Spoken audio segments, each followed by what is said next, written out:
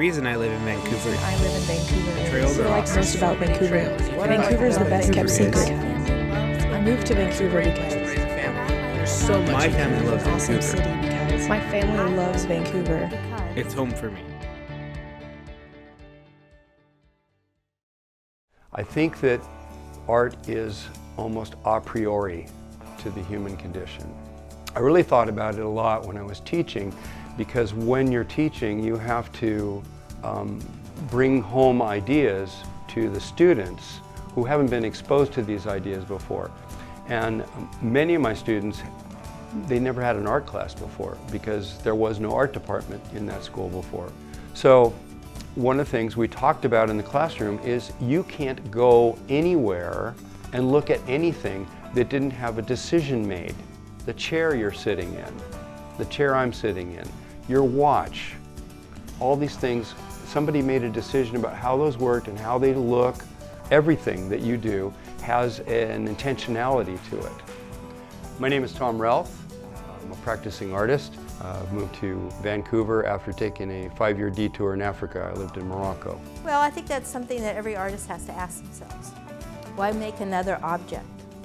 The world's full of a lot of objects. The world's full of a lot of art. To me, making art has to do with my own satisfaction, my own discovery, and it's part of a practice, sort of meditative. It's part of a practice that is more process-driven, and it isn't interested in the product. And the discovery is what's important to me. My name is Karen Madsen. I identify with KC Madsen. I was born in Portland, Oregon, moving to Vancouver in 2006. It's all about making things. You know, I see myself as a maker, and I like to carry the mantle of craftsman. It's important to me, the craft, and so whether I'm making a trailer or whether I'm making a race car or whether I'm making a beautiful piece of art, it all intersects really well for me. It's a matter of creating it, looking at the parameters that are required to get it to the function we need. My name is Dave Frey, and I am a mechanical engineer by day and artist by night. I love being able to be part of a community and add to the community by way of art. With the way that we use the bright colors, it really helps me in a world that can kind of get dark sometimes and can get heavy. I am always looking for bright spots, and it's really cool that I'm able to be part of actually creating some bright spots in the world. My name is Jennifer Koryo, and I am half of the artist team that makes up Cobalt Design Works. My career has been varied. I was first a mother, started a business called Photo Trek Instant Postcards, but I decided I really wanted to go back to my original love of painting. It was always something that I loved doing, and life got in the way, and I was in my early 40s, and I was ready to look into being a painter again. Right around probably 5th grade, I was drawing in the closet. There was a little bench in there, and I started doing these little drawings, and my father saw what I was doing, and he encouraged me, and he started teaching me a few things. And I took a 35-year detour involved in advertising, packaging, and everything else related to non-fine arts, all commercial. One day I found myself staring at the wall and kind of praying like, "Dear Lord, what am I doing here?" And so at that point I decided I was going to do something that was involved in the arts again. Started interviewing and sending my resume out, and I was hired by the school there and ended up staying for 5 years, my wife and I did, and it was a dream come true. One of the reasons for that is that I got back involved in the arts, and I taught art, and I got to show, and I started painting again. I grew up on a farm in northern Idaho near Moscow, Pullman area. Spent most of my life hanging there working with equipment. I've always had an interest in arts, but I've never conceived as participating in it. When I was at college, it was amazing building sets and working with lighting, and I just was fascinated and always appreciated the arts, but never really put it in my mind that I would become an artist. until Jennifer started exploring her art. It was 2001, and at the time I was working at HP, and I had some very supportive managers who allowed me to take a few months off as a leave of absence, and I ended up taking a welded sculpture class at Clark College here, and I fell in love with it. It was really satisfying to be creative again, which I really hadn't had the opportunity to do in the corporate world all that much. It shouldn't have to be an either-or thing to take the technical path or the creative path like it was for me. You know, I got on that technical path, and the further I got along, the further I got away from doing anything sort of creative or artistic in nature.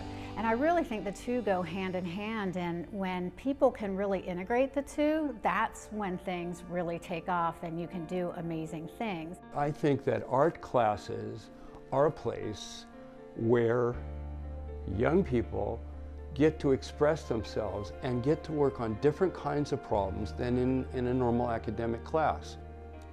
The students that started coming up had some fundamentals, and they were able to, you know, kind of hit the street running. We had 40% of that graduating class going on into upper education in the arts, graphic arts, film, whatever. And it was invigorating and affirming to me that that was happening. And these were young people who started out saying, "I hate art, mister." Well, they didn't have any experience. One of the most important things is we have Vancouver School of Arts and Academics, and it's in downtown. And those are students that when they graduate, they're prepared to go to any school in the country.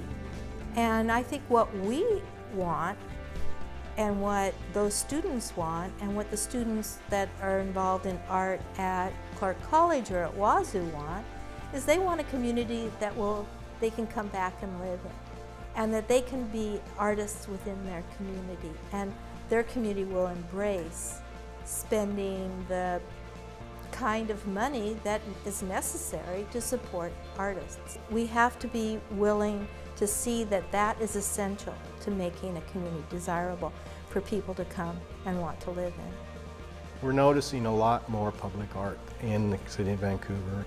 I think we've moved from a point 5 years ago where, oh, that's a luxury, having one art piece, that's kind of special, and why'd we spend the money?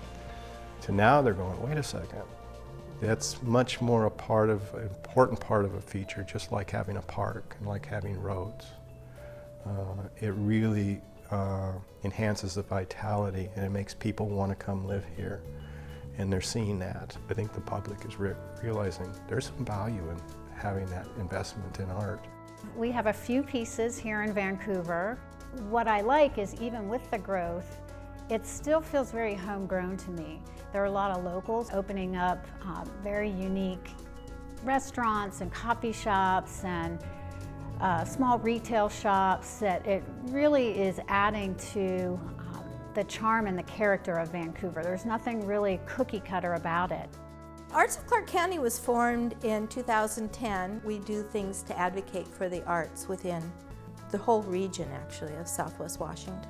Our first project we worked on was to do a summit in 2012 to start to identify who we are as a community. Out of that came one doable project, which was Open Studios. It is the second weekend in November, and 50 artists open their studios throughout the entire county. A year and a half ago, we decided to work with the Poet Laureate, Christopher Luna, to create the channel cards inside the C-Tran buses. So we created the idea of Poetry Moves, but really the essence is how to use words in such a way that touch our emotional soul. And so part of poetry in the buses is to say public art can have incredible power. We have several independent curators, people who put work in bars and in restaurants, and they go out and find artists, and they go out and they put a show in for 90 days or 60 days or maybe just a month. And so curating galleries for other people and helping other people sell their work kind of is a step in that direction. The artists are helping to blossom the culture, helping to grow the interesting qualities of downtown. I think that's what I love about the community and the growth of it, that they all, across the various art forms, are all supporting each other. They all see us growing. This community has got a bigger depth than most people think. There's a lot of artists here. And so each of them are there to say, oh, that's cool. I love what you're doing with literary arts. Or I love the performing arts you're doing. Or that, the visual arts, all of those. And we support each other. And I think that's pretty special. It's fun to see public art in Vancouver growing all the time. We're starting to be a downtown that is adorned by murals, and more over the years we're seeing public pieces, public sculpture, and I think as Vancouver continues to thrive, we're going to grow that collection.